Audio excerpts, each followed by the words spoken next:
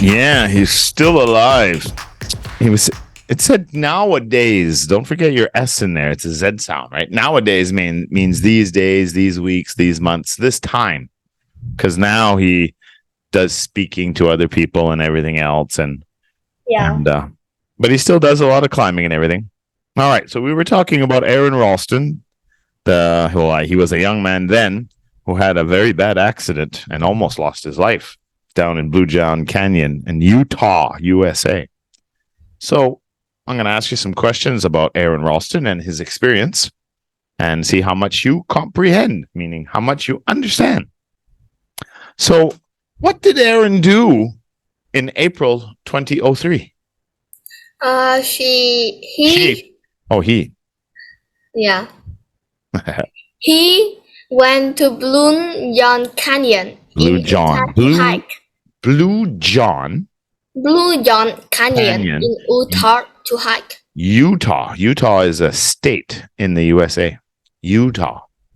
Put the teddy bear away. You're doing a test now. All right. So he went hiking. That's what he did. Yeah. But he did something wrong. What two big mistakes did he make on that day? What were the two big mistakes he made? He couldn't phone a friend or his parent, and nobody knew he was there. He didn't have much food or water with him. That is a big mistake. That was the mistake? Are you sure? The mistake was that he didn't have enough food. And I know. He didn't have a mobile phone with him, and he didn't tell anybody where he was.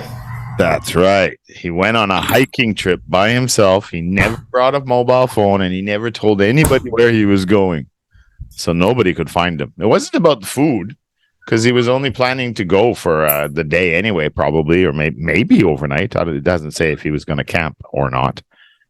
But so he probably had enough food for what he wanted to do. It did last 5 days, 127 hours, I think it is, that he was there. Yeah. But it was not telling people where he was going. That was the big mistake. Yeah, that's correct. So what happened? What happened to Aron when he was climbing down the canyon? What's this whole story about? Suddenly a large rock fell on his right arm. It trapped his arm again on the canyon wall. Yeah, PED is a T sound. Trapped. Trapped. Yeah, so it trapped his arm, pinned his arm against the rocks, right? Because you got to think, he's climbing down a narrow canyon, right? He's climbing down, and this big rock falls in there, and he's, trying to get out of the way, I guess, but it must have happened really quick. So you can imagine you've got this canyon that's wider at the top, and then he's climbing down the canyon. You paying attention? Yeah. All right, he's climbing down, but then the rock comes and jams in there, but he gets his arm stuck between the wall and the big rock. So it's like, I don't think you were at this lesson, but we had some pictures of Aron Ralston and where his arm was trapped and the big boulder. No, I don't think you did this lesson because this was it was the last lesson of the term, I think, second last lesson of the term. You missed that class. Yeah, so that was a good class. So yeah, he was stuck down there. So how did Aron try to free himself? He did 3 things to try to get out. Tried to free himself. What were the 3 things he tried to do? First of all, he tried to move the rock. Yeah, then he tried to break the rock with his knife. He had a rock and he tried to pull the rock away. Nothing worked. And the last one, he tried to his arm. So terrible. Well, that wasn't what he tried. That's what he did. Yeah. Right. So first he tried moving the rock, but it was too heavy. How heavy was it? Yeah. How heavy was the rock? 360 kilograms. Yeah. How heavy are you? 40. 40. How much can you lift? Can you lift 100 kilograms? No, because I'm so weak. Ugh. That's not good. That's not good. You need to do some exercise every morning. Yeah, so he tried to move it. He tried to push it. But of course, the rock was stuck between the rocks. It was jammed in there. So it was probably, not only was it 360 kilograms, but it was also wedged between two rocks. So it was like, oh my God, how are you going to move that? You'd need a truck to be pulling on the other side. And then he tried chipping away, right, with his knife, trying to break the rock so he could pull his hand out. But that wasn't working. And then he had some rope, and he tried to leverage the rope over something and wrap it around and try to pull on the rope to help pull the rope up to get the arm up. And none of that worked. So you already gave the answer, but I'm going to ask again. How did Aron finally free himself? Finally? Yeah, how did he actually get out? It's the terrible thing. It is. He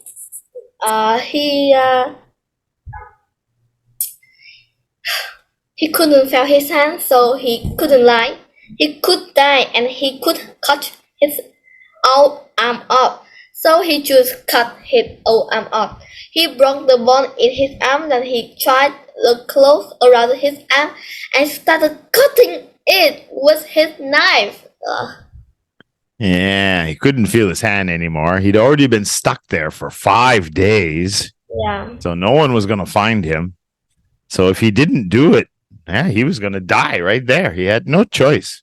It's cut your arm off or die. Exactly. So why did he take a cloth and wrap it around his arm? What was that for? Can you say again? Why did he wrap a cloth around his arm? He didn't want to get messy or what? Because if he cut his arm off, it's bleeding. So he had to close it up to stop the bleeding. Yeah, put pressure on it to stop the bleeding. That is absolutely right.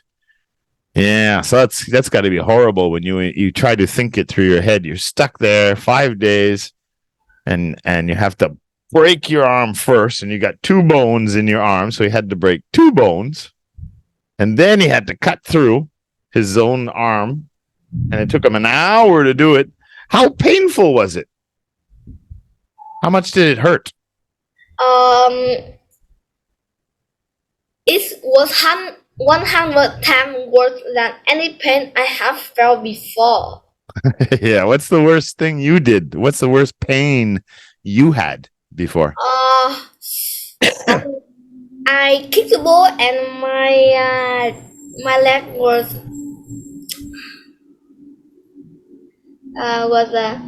it's not broke. Well, sprained ankle. It's not the word. You sprained your ankle? Yeah, that's right. Twist your ankle? Did you ever burn yourself by accident? You're cooking with oil and oil splashes on your hand, or you burn yourself with fire? No. You never burnt yourself? Oh, wow. I still burn. I burnt myself just the other week. I got a big red spot on my stomach. I was cooking fried chicken. Why? And I was pulling the chicken out, and something fell, and I moved, and the pan hit my stomach. And I was like, and I burnt the side of my stomach with the boiling oil and a boiling frying pan. And I got this big red mark now on my stomach. It's like, sometimes I burn myself. What the hell? I'm definitely messy when I cook in the kitchen. Dangerous when I cook in the kitchen. All right. I heard my mom. She said in the past she is playing with his dog, and when she went out, she go out of her home. She saw 2 of the dogs. They are going to biting her. In the past, I don't know. It's very scary. Long in the past. Did the dogs bite her, or are they just scared? Yeah. They bit her. Bite her. Oh, that would hurt. Dogs bite really hard. 2 years ago, I went to my friend's house, and the dog is going to bite me, but I would skip it. I would skip it. Yeah. What skip it? Oh, Jumped over top of the dog? Jump. It's not jump. It's about. Yeah, it's pretty crazy, the dogs in Vietnam. I noticed. Yeah. Can you hear this? Eh? Dodge the dog. Move out of the way. Yeah, no, it's crazy. You go for walks here in Vietnam, and you're always taking a chance that a dog is not going to come running out of the house and bite you. Almost every street, there's always an aggressive dog. Yeah, I hear it's really bad that way in South America, too, that there's lots of stray dogs running around in the streets. Yeah, I bet you someone gets bit by a dog every day in Vietnam. I wouldn't be surprised at all. I go to the park every day, and for some reason, when there's lots of people, the dogs stay in the house next to the park. But if it's really quiet in the afternoon, and you walk by the house, the three of them run out and come after you every time.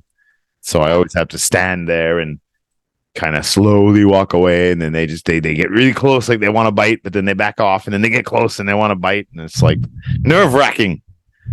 But anyway, if the dog bites me, he's going to be in big trouble. I'm going to kick his beep. So he wrapped up the arm to stop the bleeding. He managed to cut his arm off. He's in extreme pain. Now he's got to climb up out of that little canyon and down the plateau and back down the other side into the valley. Yeah. How does he get rescued? How was Aron rescued? Rescued? Yeah. How did he get to the hospital? 12 kilometers away from his car. Finally, he was free to go. Then eventually he met some other hiker, and a helicopter came to rescue him. He took him to the hospital. So how did the helicopter find him? The other hiker can be called the 911. Yeah, probably. I'm sure that's what it was, because he didn't have a phone. Yeah. Do you think he ordered any pizza when they called the helicopter? No. Why not? He was really hungry. Because she could die if she. Wait a minute. He could die if nobody called the helicopter or call 911. If they call a pizza to him will bleeding, and he will die before the helicopter go to hospital. Yeah. See, I would have said, yeah, call the helicopter, but call for a pepperoni pizza too, so I can eat the pepperoni pizza on the helicopter on the way to the hospital. That's what I would have said. The sentence you usually say it. What the papa did what? What? The sentence you usually say is what? Like The sentence I usually say? Holy macaroni. What? Holy macaroni. Macaroni. You're a macaroni. What is macaroni mean? Macaroni is a pasta. Oh, it's like a spaghetti. Holy macaroni. It's a pasta. It's just a noodle. Sometimes people tease other people and they say, yeah, you're such a noodle head. Right? So that's why I call kids macaronis. Yeah. You're a macaroni. Holy macaroni. All right, cheese. We're done. Tomorrow night is interest 10.